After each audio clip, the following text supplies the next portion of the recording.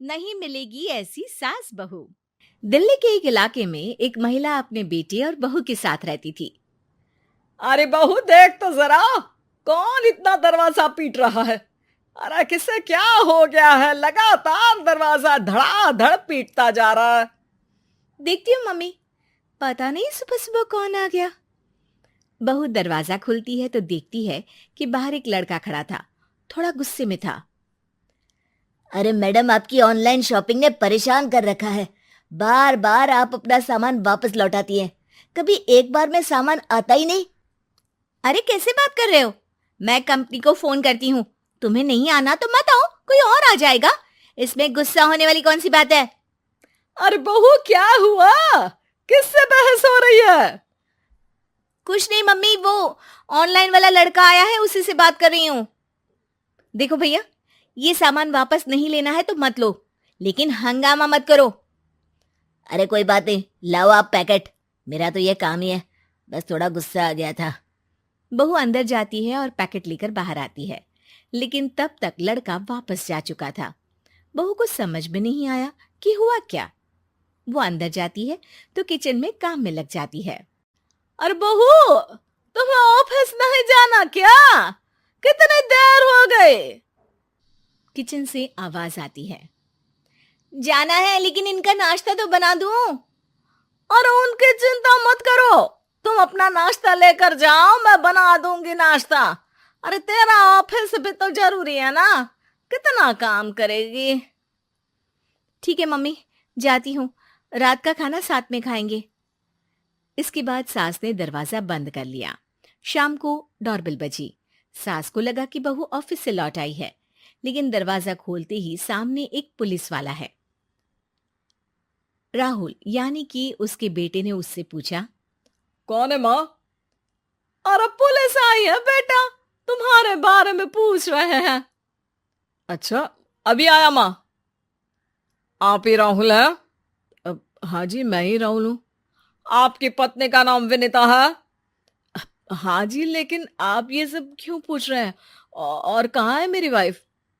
देखिए, परेशान मत होइए, आपको मेरे साथ चलना होगा, मैं आपको रास्ते में पूरी बात बताता हूँ। मैं आपके साथ थाने क्यों चलूं? कोई क्रिमिनल थोड़ी ना हूं मैं।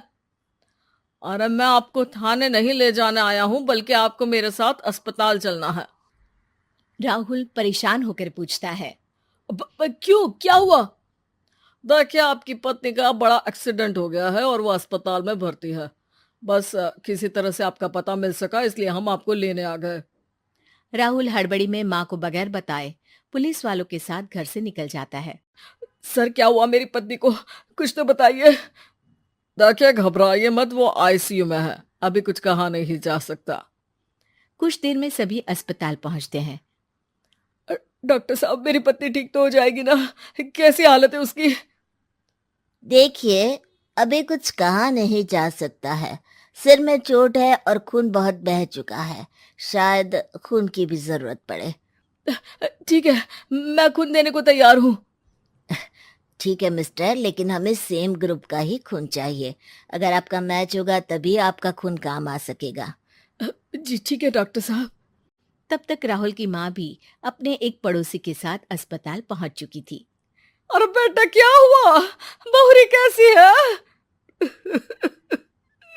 माँ, कुछ कहा नहीं जा सकता।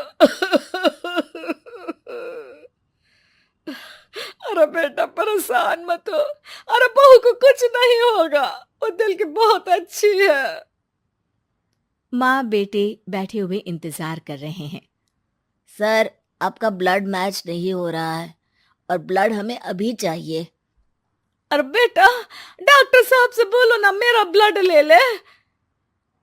अरे माँ, आपकी उम्र हो चुकी है, आपका खून कैसे ले सकते हैं? अरे बेटा, वो बहू कम मेरी बेटी ज्यादा है। उसने दिन रात एक करके इस घर को एक डोर में बांधा हुआ है। अगर वो डोर टूट गई ना, तो मैं अपने खून का क्या करूंगी? राहुल की आंख में भी आंसू आ जाते हैं। ठीक है डॉक्टर साहब, माँ का भी ब्लड टेस्ट कर लीजिए। अगर मैच हो गया तो ठीक है, नहीं तो किसी और को फोन करता हूँ। डॉक्टर ने तुरंत ब्लड सैंपल लेकर भेज दिया। कुछ देर बाद माँ जी का ब्लड ग्रुप मैच कर गया है पेशेंट से। माँ जी तैयार है ना? माँ, क्या सोच रही हो? अरे बेटा, यही कि बहू की जिंदगी के लिए अगर अपनी जिंदगी भी दांव पर लगानी पड़े तो कम है। वो दिन रात हमारे लिए लगी रहती है। हाँ माँ, वो तो है। डॉक्टर साहब, माँ रेडी है, आप ब्लड ले लीजिए। बहू की जान बच गई और उसकी घर वापसी हो गई और एक नई शुरुआत भी। अरे विनीता, नाश्ता तैयार हो गया? जी हाँ, और मम्मी का भी। पहले मम्मी खा ले, उसके बाद हम खाएंगे। अरे तुम माँ की चमची हो क्या? राहुल, मेरी माँ के जाने के बाद उन्होंने ही मेरा माँ की तरह ख्याल रखा है, और उस रात उन्होंने खून नहीं दिया होता तो शायद आज मैं जिंदा भी नहीं होती। इतना तो माँ के लिए बनता ही है ना।